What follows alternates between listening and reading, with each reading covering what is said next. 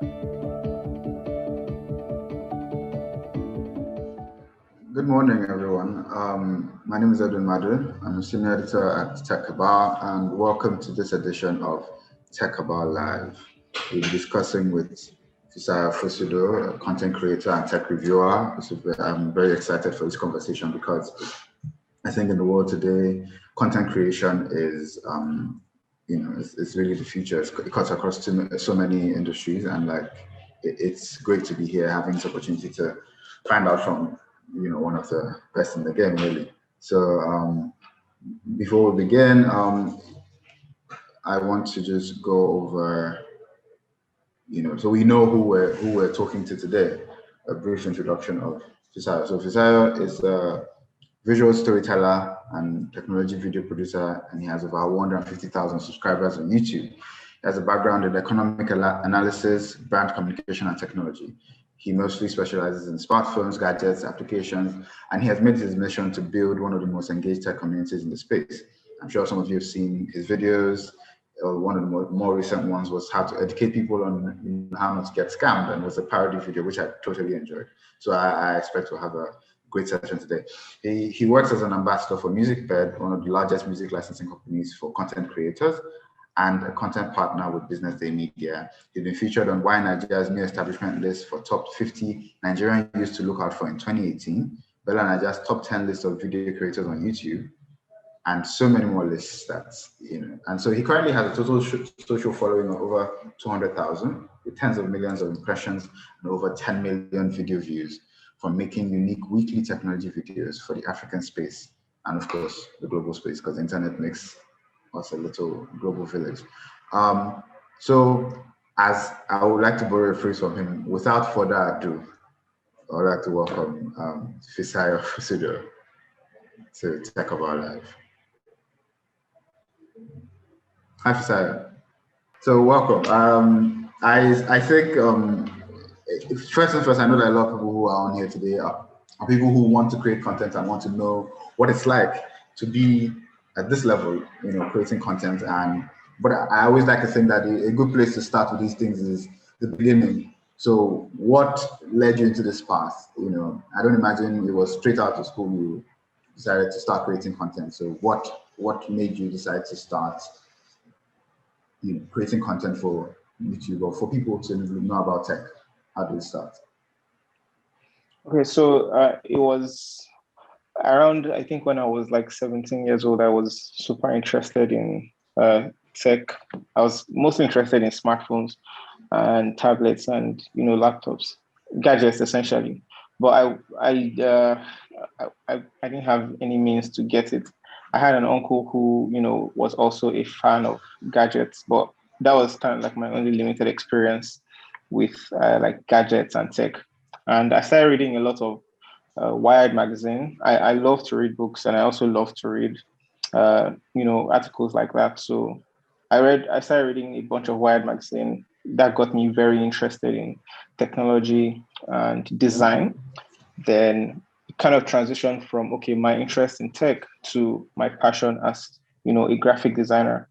I worked as a graphic designer for the beginning, like a couple of years, and that was kind of what led me to be able to save and acquire some gadgets that I used to begin my tech career. So it was more along that trajectory. I also could draw when I was younger as well, so it just made sense that I channeled like the hand on paper to stylus on computer sort of. So I started designing on computers, and I did. Graphic design was my initial career, which led on to making videos, which led on to creating a YouTube channel, and we've been making videos for over 4 years now. Amazing. So a man of many talents. We'll explore those today. So Sarah, I think one of the first things I'd want to find out is how do you tailor your content for your audience? Did you have to first define the audience? Okay, these are the kind of people I want to talk to specifically, and then you create content for them, or did you just create content and then they gravitated towards it? How did that go? Yeah, it was the format, just like you mentioned. I wanted to make videos about smartphones, which is consumer electronics, which is the consumer tech. So that was the goal, or that is the goal. So to make videos about smartphones, apps, accessories, essentially stuff that people can buy, more like a review video, or review videos rather, about these things that people are going to buy. Making a video about the pros, the cons, whether I'm going to recommend it, and the things that they should look out for before they buy. So yes, that was the beginning. That was um, that was the essential reason why I said. And now I also studied economics. I didn't want my degree to waste. So this year we decided to focus also on making videos about finance, what is happening in the Nigerian economy, the global economy, how things are affecting us, and also personal finance as well. Okay, I think that's good. I was going to ask, because I know like the Fisayo Fosudo brand that most of us meet at first is the mobile, the phone reviews and the gadgets, and then we see financial. So you would say that that was you sort of pivoting when you saw there was a gap to be filled. Yeah, it was. Yeah, say something like that. Usually, I feel like whenever people venture into something, they always see they probably have seen maybe a gap, or maybe a deficit. There's a gap that needs to be filled. There's some questions that are unanswered. So that was kind of my whole MO. I thought that, okay, I could answer questions that I felt people weren't answering, and just bring my own perspective from it, because I have like some limited expertise. Oh, you put me quotes. I don't think. I think you have a very wide expertise actually, because I mean, you have kept the channel going for 4 years now. I think that's a huge achievement. 5 in November. Oh, wonderful! We'll have to celebrate it. Maybe another TechCabal live. So I think this now leads me to the parts where I know a lot of people are curious about this, the ideas for the content. So you talk about, having to fill these gaps, but do you ever feel like there's nothing? Like, do you ever have, I know for writers, for example, we'll call it a writer's block. Is there like an idea block where sometimes you don't know what to create? I think now I'm sort of grateful that it's not about whether I have what to create. It's more like prioritizing whether this is what I should create now, and whether right now we have so many phones here that we haven't. There were some unreleased phones, and there's some that just came out as well. So we have quite a lot. And I think the challenge for me now is also with regards to the Finance Friday series. I don't want to I don't want to make a video that's going to seem like it's not well researched. So it's good that it's every Friday, every week. It gives me a lot of time to read. So I'm reading like 50, 60 articles every week to figure out something that I feel people can, just make it something easy to watch, bite-sized, that people can just pick, the points easily here and there. And I'm also trying to take on the task of paying for like subscribing to Bloomberg, Financial Times, all these big websites that break down very complex global economic issues, and just see how it relates to Nigeria. Because whether we like it or not, there's fears of inflation in the US now. There's how it's affecting developing countries like Nigeria. So how can I help people understand things like that in a very fun and nice way to just like educate themselves on YouTube? And also for the tech videos, also researching. I don't want to make mistakes. So yeah, it will take me a while to use a phone, to use a smartwatch, to use headphones, and all those type of things. So yeah, sorry, I had a call. So it will take me a while to use those type of things, and that would be what I eventually end up presenting in a 8-minute to 11, 15-minute video. So that just means like a ton of research really to create a short video. So I think, because this session I'm trying to tailor it to people who want to get into the business of creating content, what would you say is the first step? Is it the getting the ideas? Is it getting the gadgets? Is it what would you say a person needs to do first they want to create content? Can you I hear didn't me? get the question. Yeah. So what would you say to a person who is here today and wants to start their own YouTube channel, for example? What would they have to do first? Okay. If some like I'll just say focus on the story, the value that you're delivering. You want to why are you making this channel in the first place? Are you seeking to help people answer specific questions? Just figure out a way that you're going to essentially deliver value to people.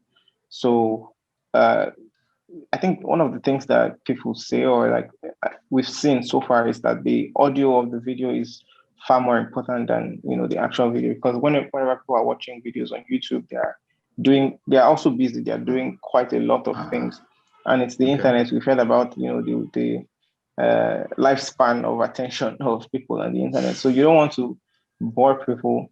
So you have to also, like I said, do thorough research and really understand what it is that you want to pass across, and figure out a way to make the video, easy to watch throughout the length of the video, and just figure out the story that you're trying to tell with that video, with that piece of work. And because every piece of video you put out is also, it's kind of like I don't know how to put it, like a weapon in the arsenal that is going to, you don't know what it's going to do. It might bring more people to check your other videos and check, the more quality content you put out, the more it becomes, you having a bunch of all this content that you have, which is, value driven, very educative videos, very entertaining, fits that niche that you're in. There's something that in talking now, I noticed that you used we a lot. So there's a team now behind the Fisayo Fosudo brand.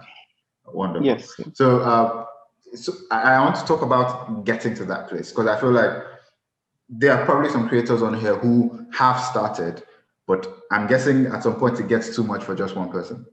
So at what point did you decide that it's time to either outsource or have partners, or when did you make that decision, and how has it been? Yeah, I think when you start something like a YouTube channel, like for me, for instance, when I started the YouTube channel, like I mentioned, I saved up everything I had at the time for 6 months, took it out, went and bought gadgets, and was broke for the next 3 months. So that's like almost a year that I went starving just because I wanted to start this. I didn't really think of it that, this is going to be a venture that I'm going to make money. Well, I thought it would make me money, but I didn't go into it because I wanted to make money. I went into it because I thought it would be fun, and I would probably like just reach a couple of people.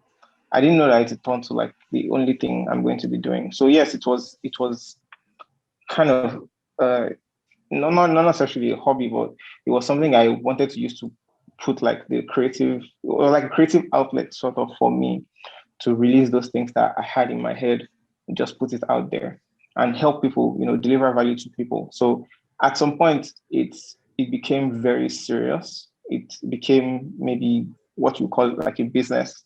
And we had a bunch of people that were willing to pay for some of the things that we were already doing.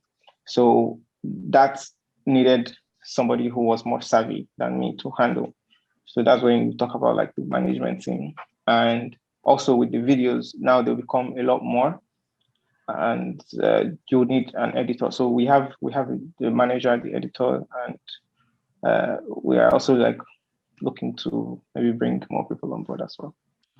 Wonderful. So you heard it here first. If you're looking to be on the Fisayo Fosudo we are team, hiring. We're hiring. If you are very good, if you're an editor and you're good and you know how to use social media, we're hiring. Okay. So it's a TC Live exclusive, that one.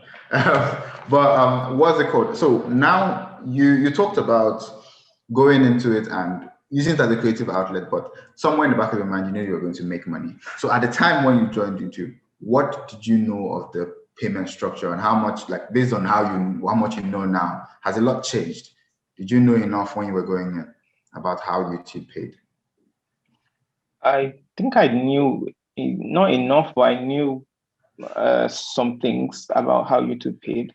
Obviously, you're only going to know what has been shared, what you can read outside. You can't know every single thing unless you are like in it yourself. So I just knew the face value thing, like, depending on how much ads and how much people watch the ads on your video, you're going to get paid when they watch a YouTube video. So that was what I knew. So going in, I didn't get monetized till like 6 months after. So yes, that's like 1 year and 3 months of no return on investments on the YouTube thing. It would have made sense to just say, okay, I'm not doing it again. But I don't know what happened, Sha. Somehow. I guess persistence is part of, it's part of doing this part of things. Okay. So when you started, you said you had to save up money and buy gadgets. So I want this like a two-parter. What did you get when you were starting? And do you think it's necessary that someone who wants to start today gets those exact things? So I've gotten this question a lot before, whether they should kind of go all in, and I don't know how to answer the question. It would just be like, if I say go all in, what if it doesn't work out for the person? You see what I said. I guess that. But if you really, really, really like, if you really believe in yourself and you really believe that this thing is going to work out, why not? I mean, this life is a risk anyway. We're in Nigeria, so that's enough risk. There's that. I can say that anyway. So there's you're if you're going to do something great, like the higher the risk, obviously the higher the reward. So yeah, if now phones are already good enough that we can use our smartphones to make videos. We have this Eric Okafor, who is also my colleague, is also a tech YouTuber as well. He has over 150,000 subscribers now as well. He made most of his videos with a smartphone. So yes, you actually don't really need a super expensive camera as far as you are delivering value to people. If they watch the video and the topic says something, the video delivers what the topic says it is, and it gets, to get a lot of people to watch it, you are going to give people value for, in terms of information that they came to seek from your video. And that's essentially the goal, like the value delivery. How you deliver the value now is the gear, the lights, the cameras, the microphones, and all of that stuff.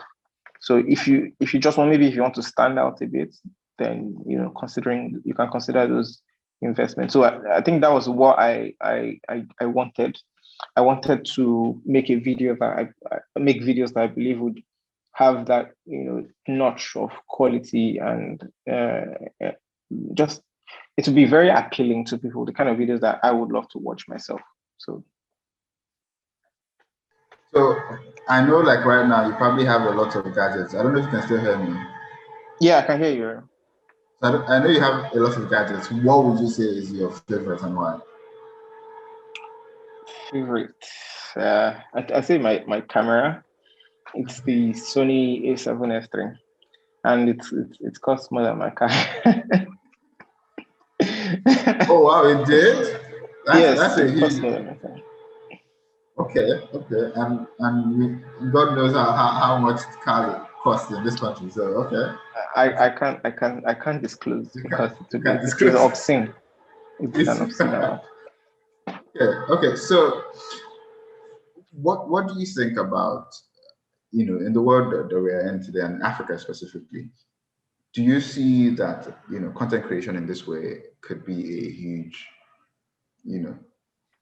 opportunity for young Africans? Do you see that becoming more popular? Do you think there are gaps? Yes, it's becoming more prevalent now. We are seeing a lot of people that, so many people are also getting maybe the wrong notion that when they start making content, they're going to be able to buy their Benz which, you see people who go into making comedy skits and they get their Mercedes Benz, white to be specific. So I feel that that's what a lot of people see it as. However, it still boils down to how much value that you're delivering, and like whether there's the entertainment value, there's the educational value, inspirational value. What is it that you feel maybe is missing, and you want to be the one to fill in the gap? You want to be the person that is that is the name in the industry or something like that, in the niche, the specific niche you've chosen. So I think that's what you should be looking out for. Like I didn't really start out for the monetary game. So I actually just started out because I wanted to make videos that are very, very, very good, like very nice videos, even though they weren't good in the beginning, but they were still, they were okay. They were okay enough. And yeah, I just strive to constantly keep improving. So, we're seeing a lot of influx in the content creation industry, and I think it's a good thing, and it can also be a bad thing if they're not going into it for the right reasons. But if you really want to deliver value, yeah. Okay. So I'm trying to see a brief.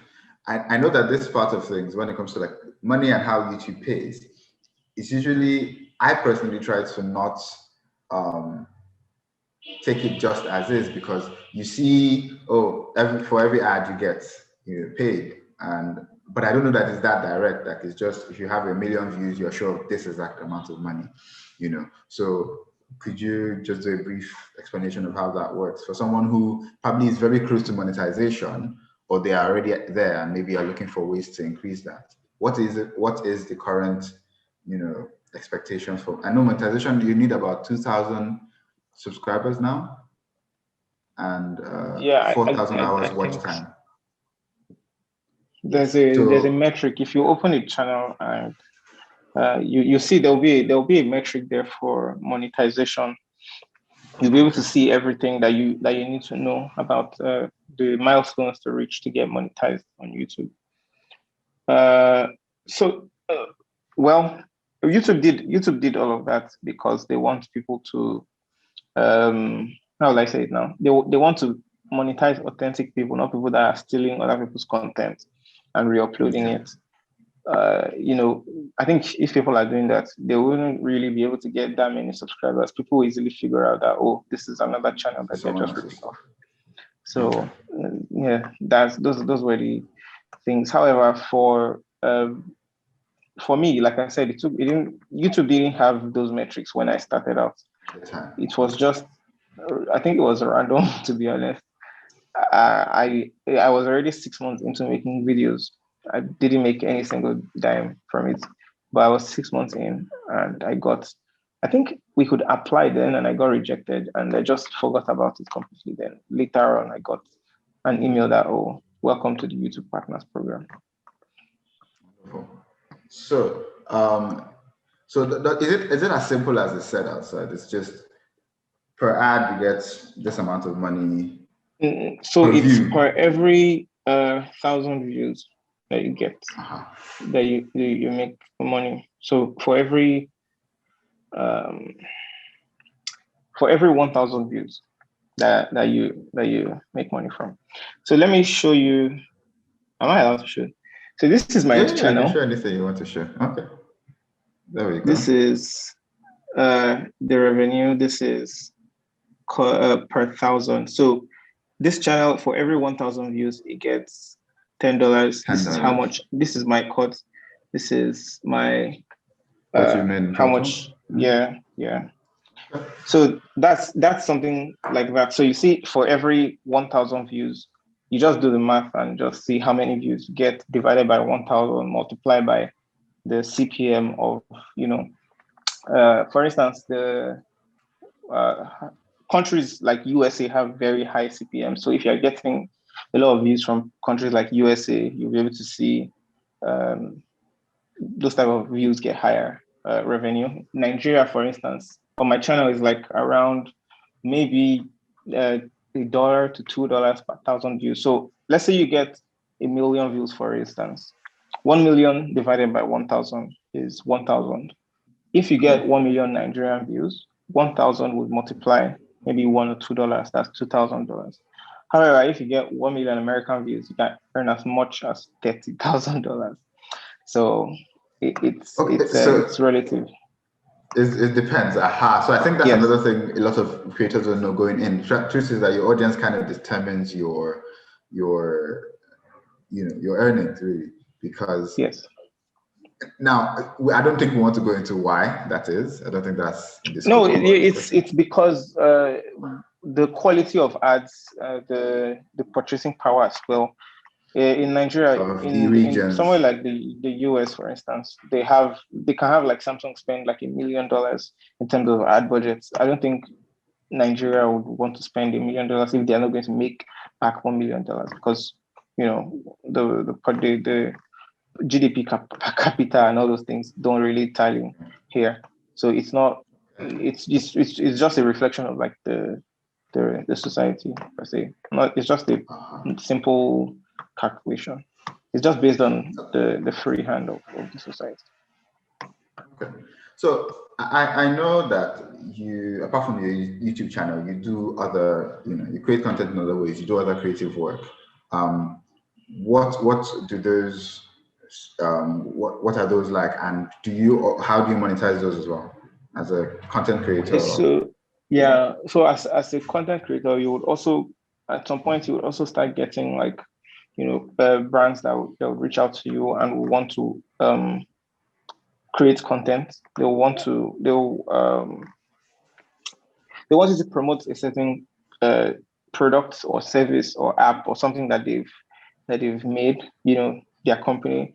And like if you're somebody that has quite a number of followers, you can have like people that they call micro influencers, mega influencers, and all those terminologies as well. Essentially, if you have an engaging audience, because attention is sort of there's a thing where they say we're sort of in an attention economy where if you give a product attention, there's value in that, where people are going to see those products and potentially buy those products. So let's say you are somebody that has like 5,000 followers and you make a video about a product or a service and you maybe get like 10 people to buy. And let's say the product is like 100,000. You've already made that company a millionaire if 10 people bought that thing already. So that's kind of the value that is there. So maybe the company might pay you like 200,000. The company, that's the cost of the company. They used you made the video, you brought attention to that product, they made a millionaire. So that's 800,000 revenue for the company, minus the cost that they give to you. So that's kind of the way I see it, like the value that you give companies as well to promote a product or service. Okay, so before the event, we had people send in some questions, apart from the Q&A we'll do here today. And on one of them, the person asked, for a university professor who wants to create online content for students, what would you advise to get started and sustain it? So I think we've talked about the getting started, where it's just signing up on YouTube with whatever device you have, shooting your videos to the best quality you can. But what would you say this person might need to, what extra advice would you give someone like this? I think just breaking down the content into segments and table of contents, I don't know, into chapters rather, like breaking it down into chapters or episodes or things like that, then planning it out over the course of months that you're going to release, and just figuring out or thinking about the questions that people might ask. There are tools like Google Trends, TubeBuddy that would you can just type in anything. You can see the way people are Googling those questions. Like there's thing that we always say that Google is the biggest search engine. YouTube is the second biggest search engine. So, and YouTube is owned by Google as well. So that's like the giant mega corp that's handling the search of almost the entire world. So if people search for something on Google, Google will usually recommend a video that goes along the line with that with the search. So there are tools like TubeBuddy, like I mentioned. That's TubeBuddy. They would give you if you type a keyword or a key phrase or something that you think people are searching, it will give you the way people are searching those things, and you can be able to make your video tailored around that question. So you can make the video like a question, where in the video you are answering those questions. And if if the person is like a lecturer or professor, and they want to make uh, consistent videos, they will just divide it into modules and episodes that will now be in a playlist. And when people watch one, they can watch another one and watch another one. And that's one of the ways people grow as well on YouTube. Okay, so I think now we even entered the realm of content planning. So what's your approach to it? I wanted to find out, like, is it? I know content calendar is something that's thrown around a lot. So what's your process like for your content planning? Oh yeah, I have a calendar just here, and we just list out a bunch of the ideas that we have. I list out a bunch of tech items that I have, and I list out a bunch of ideas that I have. If there's any idea I have, I just go there and write it out. And yeah, every Friday is finance for the weekend now, and every other week or every other part of the day, I'm like essentially burying myself into books and articles, just like thoroughly understand a bunch of concepts. So for smartphones, apps, and accessories, I have to use them for like a week to a month, sometimes longer. So I use those things. I write down my observation. Frequently, I do my charging tests, battery tests, display, all of those tests that I can do. And I then make an actual video that gets watched. For, like I said, for the Finance Friday videos, just a lot of reading and putting it out there. So it's just one tech video, one Finance Friday video, and to just follow. And it depends on the days really, and it depends on how much we have. Right now we have like a lot, like I mentioned, a lot of products and things that we want to talk about. So it's just planning and scheduling. That is very that is taking a bunch of our time. So yeah. Okay. So I think there's also I think now for content creators, there is always the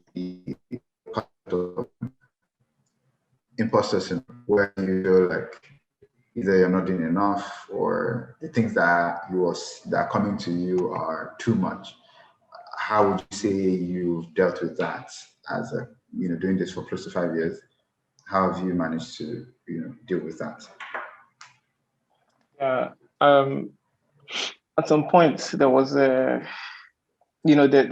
been multiple times where either it was overwhelming, or it was just, do I really deserve something like this? Because I think we've gotten to a point in the making YouTube videos that it's now there's no question about, like, whether you are able to do it. It's now like, how much are you able to do now? So I'm actually really grateful for the people that subscribe to the channel, the people that constantly watch.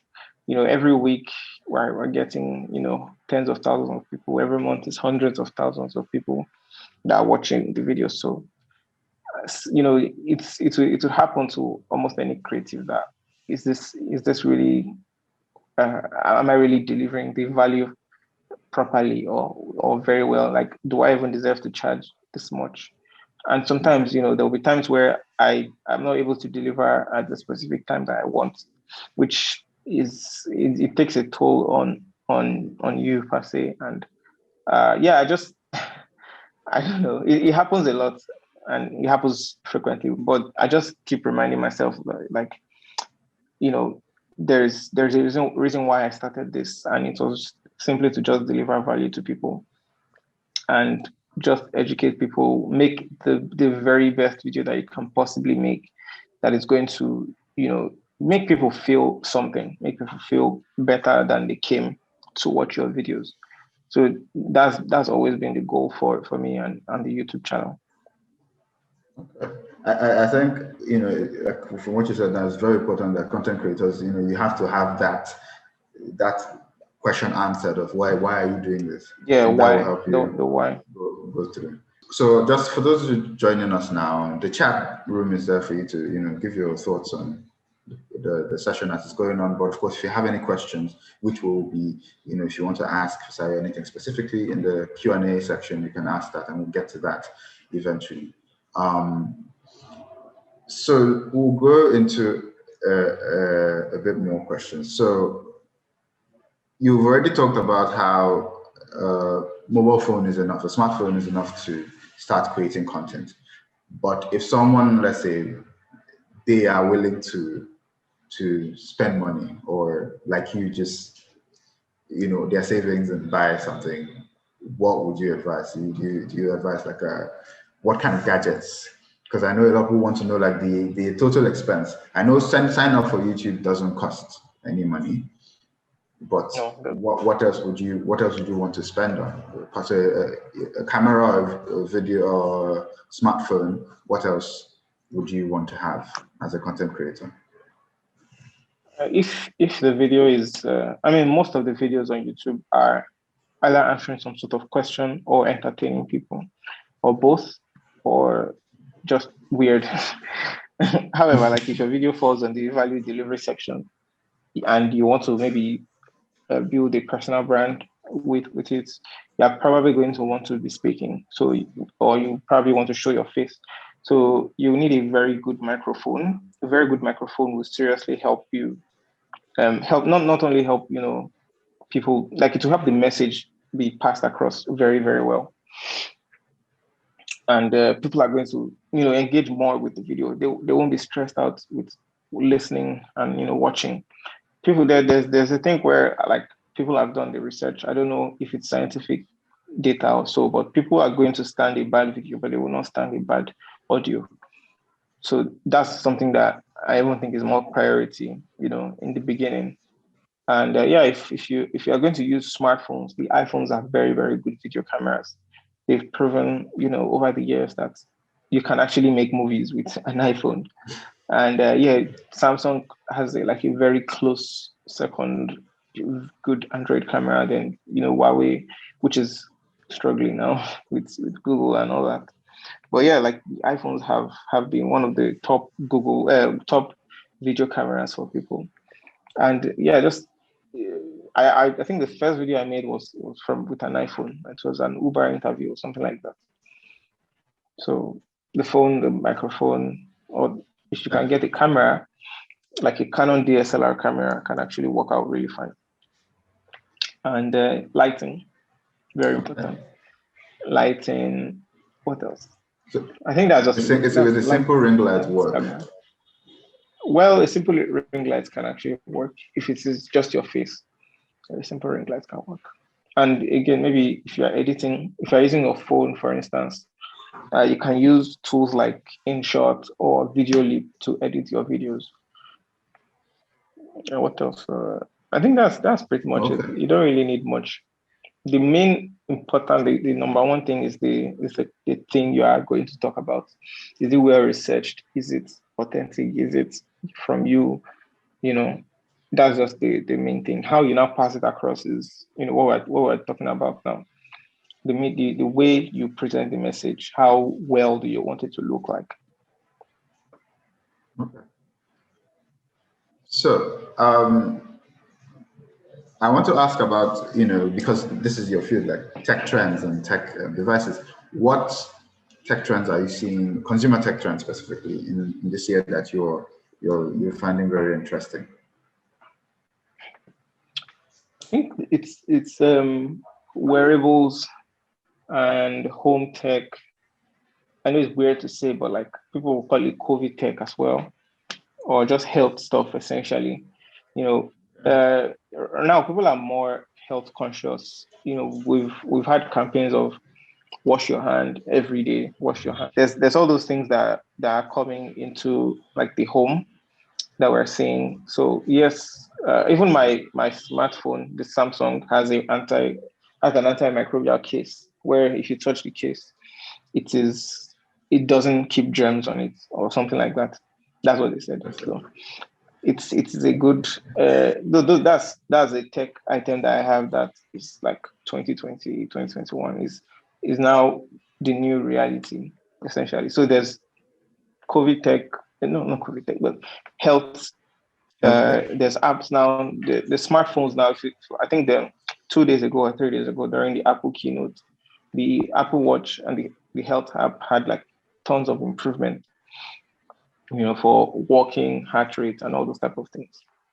Yeah, even sleep actually. I think that one I use a lot because and there's a home speakers with Siri integration and those type of things. So it's just while we're locked at home, we are in a pandemic. We're working from home now, so everything is just tailored towards that style now.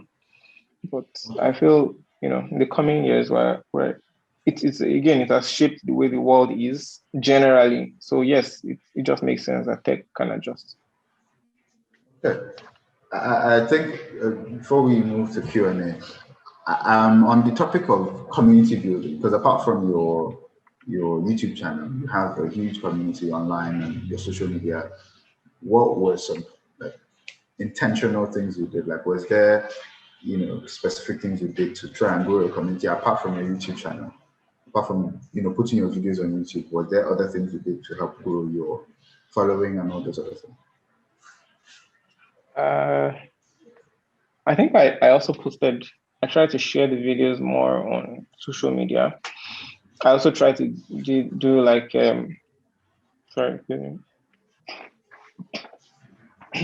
Sorry. Yeah. I also try to maybe give back to some people. Sometimes people will just ask me for something and they're just like, oh, it's fine.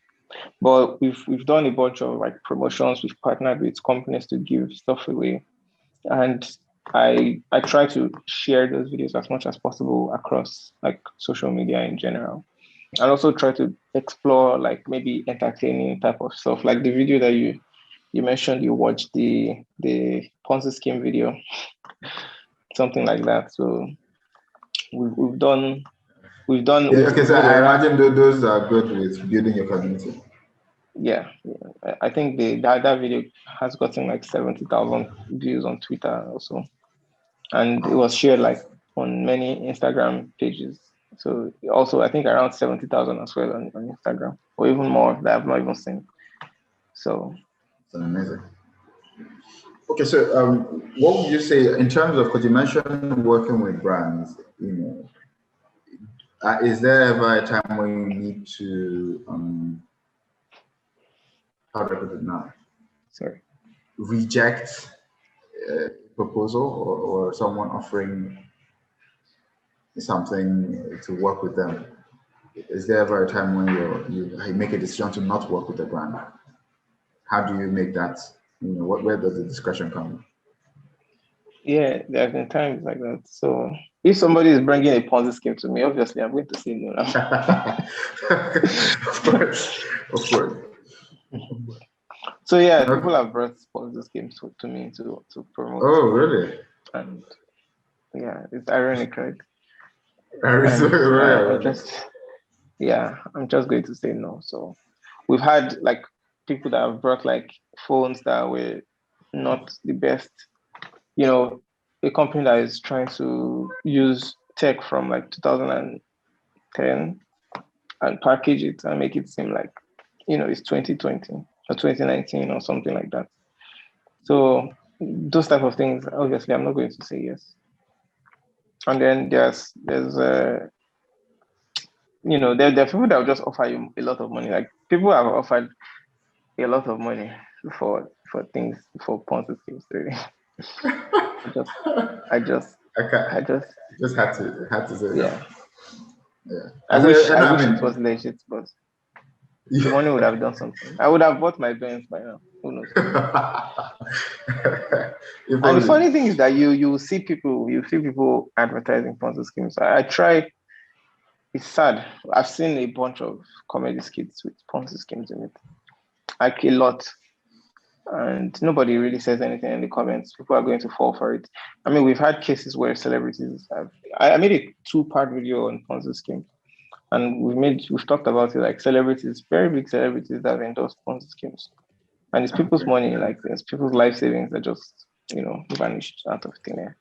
I would not want to do that to people. Like I wouldn't want to recommend something that I'm not sure about. So yes, even ordinarily, with the unpaid videos, we're going to use the phone for a month. We're going to do like be deep into the product or the service or the idea that we're talking about. We're going to take time to read about it before we talk about it. I've made the mistake of not reading about something and talking about it, and I misled people, and it was really bad. Like people bought the phone and were like, "Oh, the phone did not have this. Why did you say?" And it was a genuine mistake. I was in a hurry. I was rushing to make the video, and I put it out, and I said the wrong thing. Yeah. So. Okay, I think that's I think it's a good place to just then move on to the Q&A section. So someone said, I'm thinking of starting a YouTube channel about real estate where I do house tours. How much do you think I need to start this channel? I think we've kind of covered this, but I think they're trying to find out in actual money terms. I don't know. Sorry. If you have. Okay. Sorry? Can you hear me? Do you want to answer the question about how much? Yes, I can hear you. I can hear you. Yeah. You were saying something. So I'm thinking of starting a YouTube channel about real estate where I do house tours. How much do you think I need to start this channel? This person says. In terms of the amount of money, I don't know. I think what you need to focus on is like the houses, the actual houses that you're going to talk about. We've seen like people that use their phones and they are making like tens of millions of naira, from being agents to real estate. You actually don't really need much. You can just use your smartphone to make those videos. So just the cocoa is the story, the thing itself is the thing of value, is the thing, the thing that you're talking about. That's the main thing that you should focus on. The medium doesn't entirely matter as far as it is like high quality enough. That's really what matters.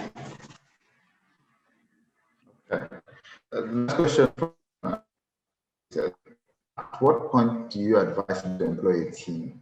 What threshold? Maybe after I hit 100K subscribers, or when I make it to 5 million naira from YouTube, etc. Okay. I think it's at the point where you are overwhelmed and you're already getting sick. Is that what happened with you? Yes. I couldn't do it again. So, and I think even now we're still overwhelmed. So, yeah. Okay, so Deborah Okoye says, are there any other ways apart from the YouTube Partner Program that a beginner YouTuber can make money as a creator? Yes, you can actually do. I remember also, I think before I even got monetized, we one of the ways we made money was we did something for an investment bank or something like that. We reviewed an app for them, and they paid us. We were able to get like over 1,000 people to download their app. So that was something that, and I didn't even have. I don't think I had 20,000 people following me then. So yes, you actually, as far as the audience is engaging enough, and the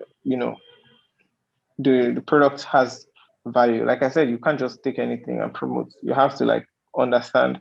You have to read the regulations. You have to just talk about read about the thing itself, and then so what we worked for the investment bank. We were able to get like a lot of. I think the video had like 80,000 people that watched it at the time. So you don't have to have the YouTube Partner Program. However, it's also nice to have because that's a lot of effort that people are putting out there for for the amount of revenue that they get. All right. There's a question here from someone who says, "How sustainable is being a YouTuber?" It's a new trend, and so far I've not seen anyone who has been a YouTuber for 20 years. I don't think YouTube hasn't been around for more than 12, I think. So how sustainable is that a source of income? Can you live and build a family on your income from YouTube? I think there are people doing that. Yes. I mean, you're living. I don't think YouTube has 20 years though. Was it not 2005 or 2006? Yeah, thereabouts. So, it's not. We've seen YouTubers that 10 over 10 years in YouTube, and they have been able to build a lot from that. So and businesses, you actually can. I think me, I'm an unemployed youth, but I think I have a YouTube channel.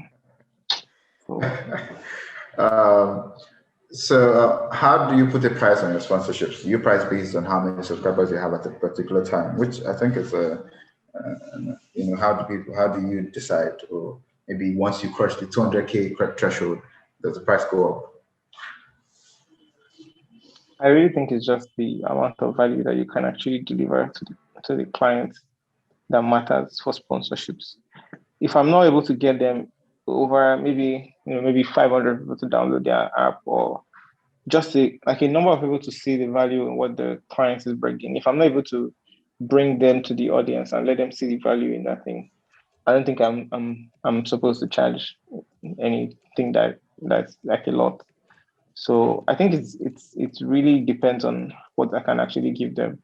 I don't want to do a video that is going to be bad, and then or maybe because I have subscribers. Subscribers don't really matter, to be honest, in the context of YouTube per se.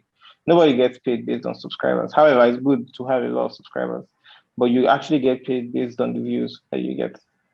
So if you can actually bring, interesting, if you can actually bring enough attention to the brand or to the product or the service, and make sure that the thing that you're actually even talking about is valuable to the people that are watching the video. You can't just promote something all because you are going to benefit from it. Even whenever there's a company that has approached me for something, I'm like, okay, what can the people watching the video benefit from it? So we'll have that discussion. And if there isn't, we'll find a way to make it in, okay, they are going to get a certain amount of money, Someone can get 1,000 naira for just signing up for something. You can get 500 naira, 2,000 naira for signing up for something. So let's go on to another question. Someone said they'd like to know more about your Ponzi scheme website, the one you launched. Is it Ponzi.com? I think that's the title, right? Yeah. Oh, that website, we're still working on the website. I don't know. I'm looking for developers or people that are going to help us fight Ponzi schemes, because at this point there are too many Ponzi schemes. It's hard to actually track. And when I did it, we got 200 and something responses from people that have, most of them similar Ponzi schemes. You see, there's, I don't know if I can mention the name of the Ponzi schemes. And there's a lot of Ponzi schemes that were submitted in the poll.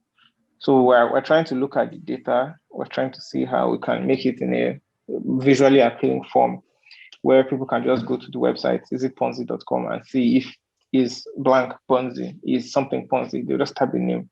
Is this, type any name and they search. So it show the comments of those people that actually submitted, what their experience was like. So it will be like comments. When they bring out the name, we'll also do our own research and give reasons why it's Ponzi. We'll also consult experts. They will give a reason why they think it's Ponzi schemes. And we'll consult we'll show expert opinion, the people's opinion. So those type of. Okay. I think that's something that's very needed because they keep popping up. I think just after there's so many arrest, we had another video go viral. Oh my god. Is it the one with the actor? Yes. That video stressed me out. I thought it was a joke, chat, but I did as well, but then it's not. I went to the website, it's not a joke. So someone is asking, did you buy the gadget with your own money when you first started reviewing tech products? You had to buy the phones. So that's even more money than apart from the setup we had. Well, no, actually, it was among. I actually bought a watch, a VR headphone. I think I bought one phone, and yeah, I think I bought one phone, smartwatch, VR, and I did like 6 videos. Reviewing those three things. Yes, which is weird. It Nice. didn't even take me. And I think the way I was sort of maybe discovered was the head of partnerships for Techno. He saw the video and he was like, "Oh, this is really nice." And then he DM'd me, and then they sent me a phone. Although I had to return the phone, I still have to return many of the phones I reviewed. So he just sent me the Like you phone. have. Okay. Yeah, I don't keep. I think people think that I keep. I don't keep all of the phones that you know. So I mean he that sent would me be the a lot. phone. Yeah, he sent me the phone and I made a video about it. I think he got like 20,000 views, which was a lot at the time. So that I did 3 videos on that phone. And that was kind of how the relationship started. So it was Techno that was the first company to discover Fisayo. Shout out to Techno. So this person would like to know how you maintain focus in the course of the week, with all the things you have to create. I drink water and mind.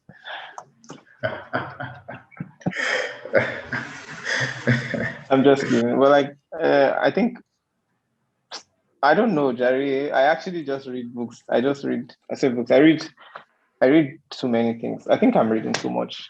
But I like to read a lot of like articles and just seriously try to understand the thing that I'm interested in because I don't know everything. Like I can't know everything. I'm still learning. There's so many things I don't know. So I think almost 90% of my time is actually spent learning and writing things down, learning and writing for the most part. It takes me like maybe 4 or 5 hours to actually make a video. So, and it takes me another 6 hours to edit the video. So if you subtract that, most of the other time I'm actually uh, reading a lot, and apart from the other eating and speaking and all the other things that we do in life, so most of the other times just learning. So what's a week in your life like? That's something someone wants to know. A regular week, what's that like? To be honest, it's not really straightforward. There's It's not. no straight. It's not straightforward at all. It's different things. I like I said, I'm mostly spending time reading, and there were times where we have an idea that we want to share, and it's very very good and all. So I just okay, I leave some other things and I focus on it, and I just write my thoughts down, and I talk with people. I talk with my editor. I talk with my manager, and I do just like share ideas, and then pretty much it's just it's boring. I don't know. No, I mean it's important work for what comes out eventually. Someone wants to know, how do you deal with burnout as a creator? How do you handle, and we already talked about earlier. We talked about how for you right now your content bank running dry is not necessarily the issue. It's more how to plan it out. But even with your content already planned out, Yeah, burnout is still possible. So yeah, how do you do it that? is inevitable. I think I don't know. Sometimes I just shut down, and it's very very hard. There's right now we have like so much work to do, and it's I I really don't want to think about this burnout because it is not the best headspace to be in. However, I just like calm down and I try to do other things, maybe read some more, or just play game or watch something. But yeah, I just take my mind away from the thing. But it is a real problem. However, like just take your mind away from it for a while and miss the thing so that you'll be able to come back to it with a new mind, sort of. Okay. I I hope that's a good answer. No, it is. It is. I think I have a question here that I don't know if it's very relevant to what we're discussing here. So I'm probably going to look to them. Something about your tweets that had gone viral at some point that people were not very happy with. But I What do tweets want to was that? find out. That's the thing. I'm not sure exactly which one, but I'd like to know how Fisayo felt when Twitter people dragged him for his tweets. I think there was a time when people didn't agree with something you tweeted. Is that something you face as a content creator? I feel like it's a general thing. And how do you deal with possibly? Because you talked about a time when you hadn't done enough research and you put out something that wasn't. So I feel like these things will happen. There will be times when the audience probably is not getting what you're doing, or you probably maybe said the wrong thing to them. So how do you handle these things? How do you deal with it as a seasoned Oh, I veteran? remember the tweet. I talked about the petrol price in Nigeria and the UK. So that was the tweet. It was a mindless tweet. There was no thoughts behind the tweet. I was looking at something like, okay, imagine a family that's going to the UK. They have all of their net worth in Naira, and they wanted to go to the UK, and maybe they wanted to get a car because they don't want to just go on the buses. They want to be together as a family going to places. Obviously, they will have other things that they're doing, but their entire network has been in Naira. They want to probably just move there and live there for a while, and they need a vehicle. Definitely their naira is going to be converted to pounds, and they're going to spend that same amount of money on fuel. And fuel is very expensive there. That was the tweet. I don't know. Twitter people said I'm a Buhari supporter. And I'm like, Oh wow. Okay. how does that make sense? Yeah, Okay. it was the thing. I But see yeah, how that I probably did did not not go delete the down. tweet. I left the Yeah. tweet there and I muted the tweet. I People think still that's a insult me till today because of the tweets. But yeah, that's oh whatever. wow. Okay. So someone here is asking if you have any advice for a content creator who would rather not make videos or even pictures. So, because most platforms now, as I say, prioritize visuals, and I think because of the attention span thing, usually people want to be engaged in some way with their eyes. So, what would you say to someone like that? I'm confused. Do you like? Is it somebody that So wants I'm to guessing write? audio content, I'm guessing. Audio and text. And they've not specified, but if you're not doing videos or pictures, I'm guessing audio or text is your only other option. There's a huge market like where we are all still.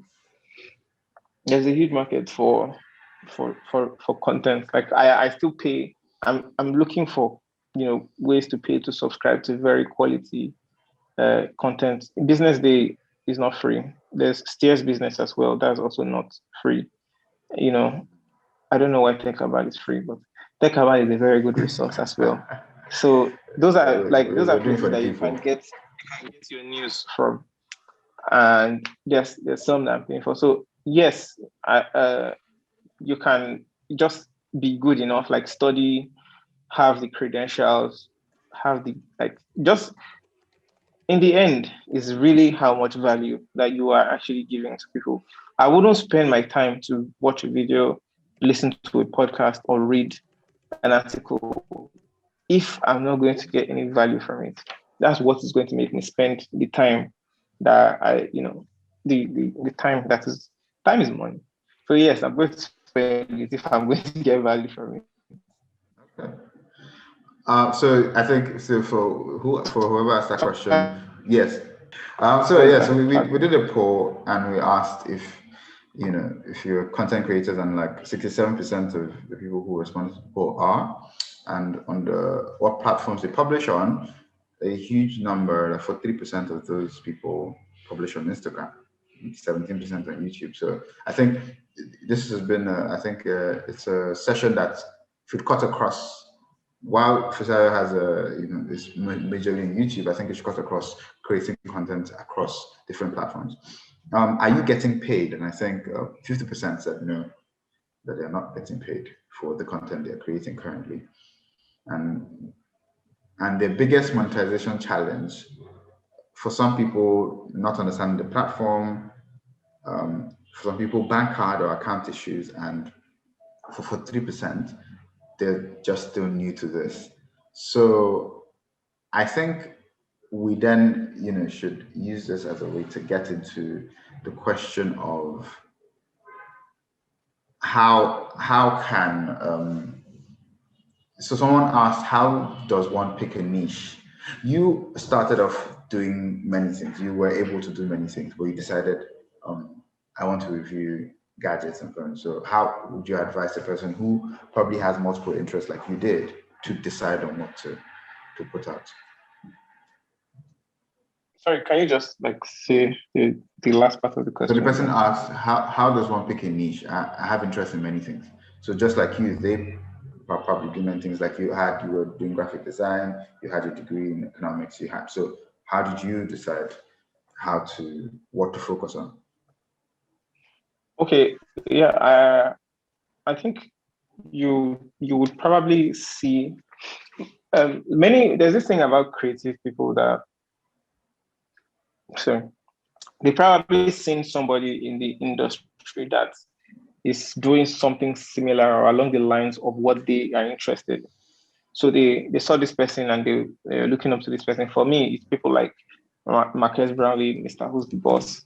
There are many YouTubers that I see that I'm like, this is very, very amazing content. So most creative people are sort of in that bucket where they see these people and then they see what they're doing and they really are in love with that, the thing that they're doing. So you would want to study those people, study their strategies, join their live webinars, like when they're on TechCabal, for instance. You would want to see, hear what they're talking about, try kind of soak up some knowledge from those type of people, and figure out how does my own vision or idea for this thing I choose to do, how does this how can I maybe take some part of what this person is doing and make it my own. And that's the thing, nobody wants to see anybody that is doing the same thing as somebody else. There's too much information on the internet for somebody to just watch the same thing twice.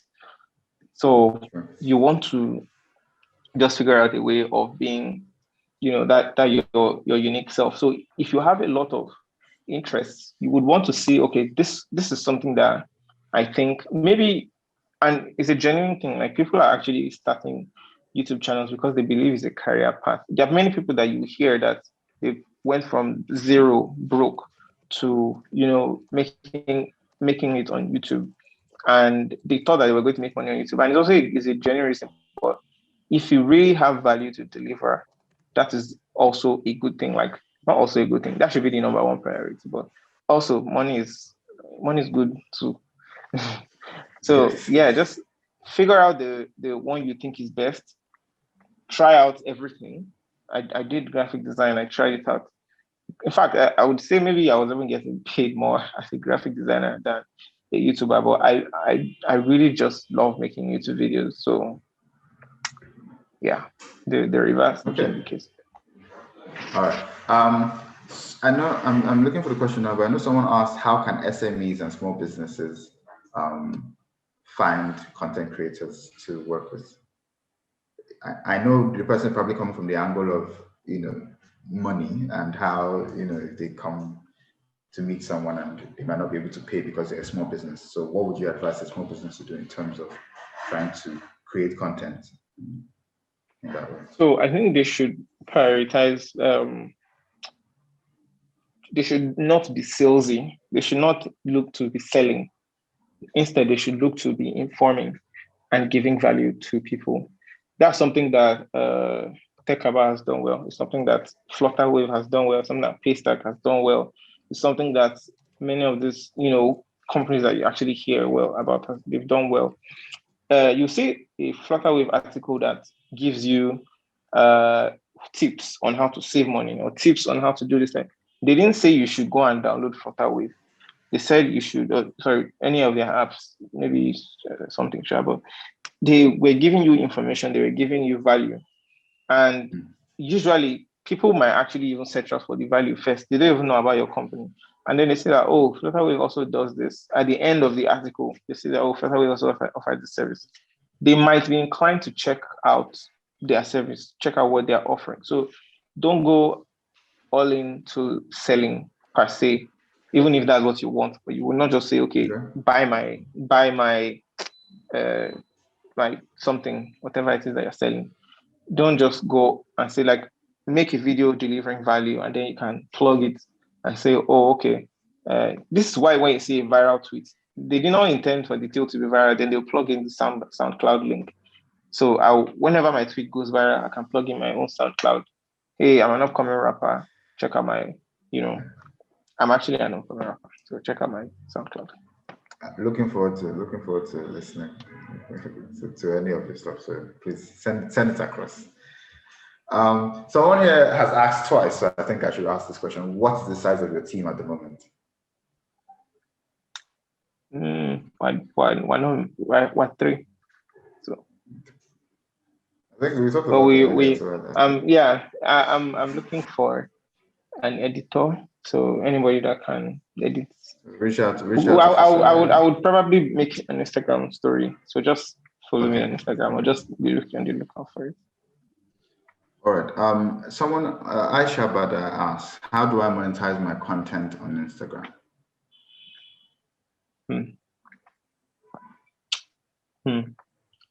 So I don't really have super enough experience, but I've seen how content can be monetized on Instagram. For instance, the most the highest, is it the highest now?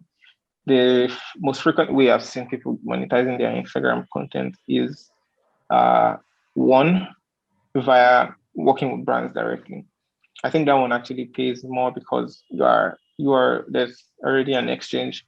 You are delivering a video or a picture or something that you created for the brand on your own Instagram platform.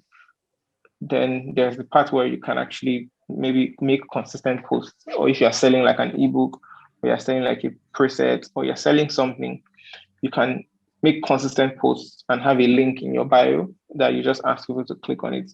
And there's strategies to selling on Instagram where you are, like I said, delivering value to people consistently without asking them for anything. And then you can just go, okay, we also offer this service, we also offer this thing. So you'll see where people are making videos with tips. Maybe they can making videos with tips on, how to save money, how to make a budget, how to do this. Then maybe the person has like a budgeting tool, but they'll maybe in their how to make a budget, they can just say, okay, check the link in my bio. They're selling the budgeting tool for maybe $1 or 500 naira or something. So you can just buy this tool to support me or something. And in turn, the person that buys it is going to benefit by being budget conscious or budgeting as well. So those are two ways I've seen. All right. But I think Mark Zuckerberg is yesterday or 2 days ago announced that people might start being able to get paid directly from Instagram the way they are on YouTube, but we don't know when that is coming, but it's coming soon. Okay. I think the editor-in-chief of TechCabal, he's on here now. He has a question he'd like to ask, so I think we'll just have him do that now. Okay.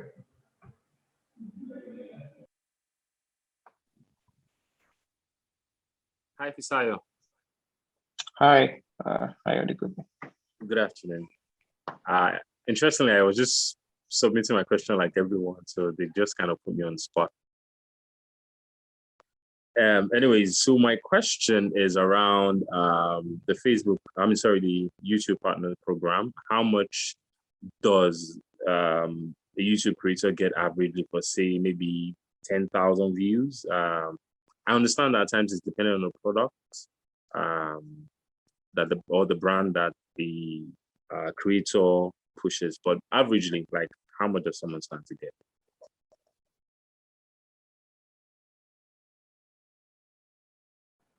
I don't know if you can still hear me. I think my internet just went off. So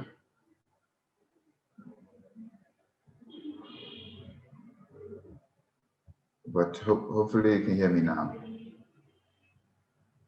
Yes, I can hear you. Thank you. I don't know what happened. Yeah, no, it's my internet. It just went off. So. Oh, okay.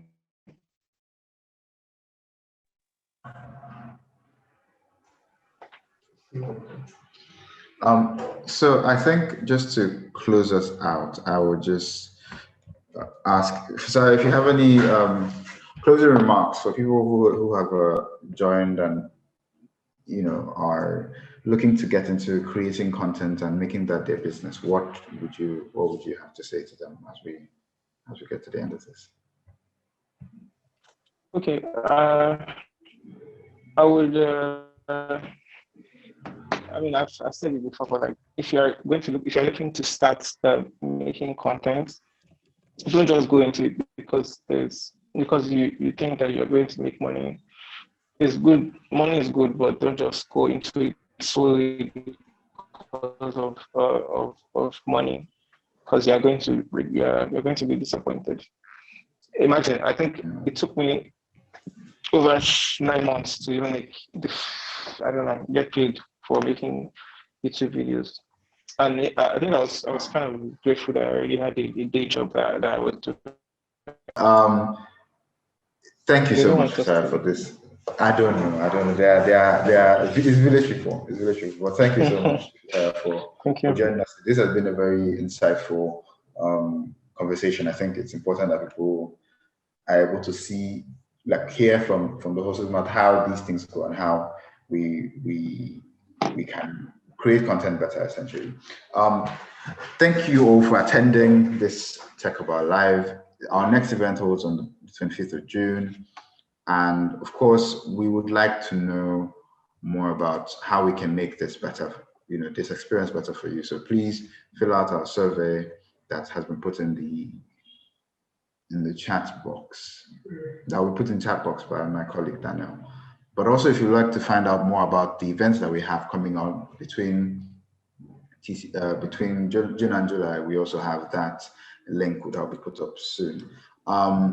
So to just briefly talk about TC Insights, it's the TC Insights is TechCabal's data research and intelligence unit, and we give actionable data on startups and the tech ecosystem across Africa to investors, entrepreneurs, big tech companies, regulators, and other players on the continent. You can contact us via tcinsights@bigcabal.com, and of course, visit our website, techcabal.com/tcinsights. We are always available to give you information on what is happening. And of course, the best way we disseminate this information is through our newsletter, TC Daily. And this comes to your inbox every morning by 7 a.m. and it's written by the TC team. We give you the best roundup of what's happening in tech in Africa and around the world. And of course, with each edition, we have data insights from TC Insights team as well. So you should sign up for that with the link on the screen or on our website as well. You can also go to, if you look at the chat now, you can see ways to register for all our events in June and July. So if you want to be part of this, and we have a lot of expressive sessions like this coming up, please sign up through the links in the chat now. So yes, with that said, I think this was a very, very interesting session. Thank you all for being here. Thank you again, Fisayo, for taking our time to speak to us about your experience and how you've been doing this YouTube thing. You have really opened up a lot of thoughts on how we can go ahead with creating content. So I really appreciate that, and we thank you for joining us. This has been a great session. Thank you all for joining us. Let's have a great Friday and a great weekend. Thank you. So take care. Bye.